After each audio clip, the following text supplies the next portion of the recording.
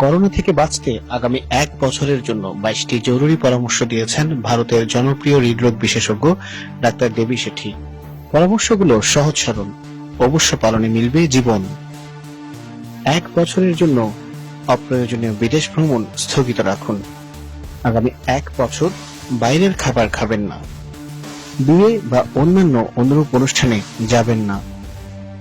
অপ্রয়োজনীয় ভ্রমণ করবেন না।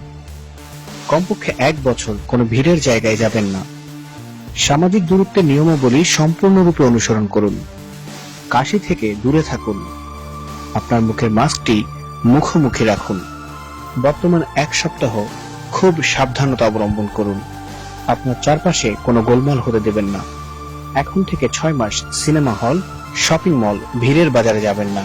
সম্ভব হলে পার্ক, পার্টি ইত্যাদিও এড়ানো উচিত। প্রতিরোধ ক্ষমতা বাড়ান। নাপিতের দোকানে বা বিউটি সেলুন পার্লারে থাকাকালীন খুব যত্নশীল হন। অপ্রয়োজনীয় সভাগুলো এড়িয়ে চলুন। সর্বদা সামাজিক দূরত্বের কথা মাথায় রাখুন। করোনার হুমকি খুব শিগগিরই শেষ হচ্ছে না।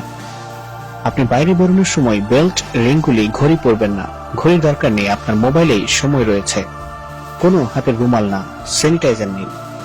আপনার ঘরে জুতো আনবেন না, বাইরে রেখে দিন। আপনার হাত সবসময় পরিষ্কার করুন।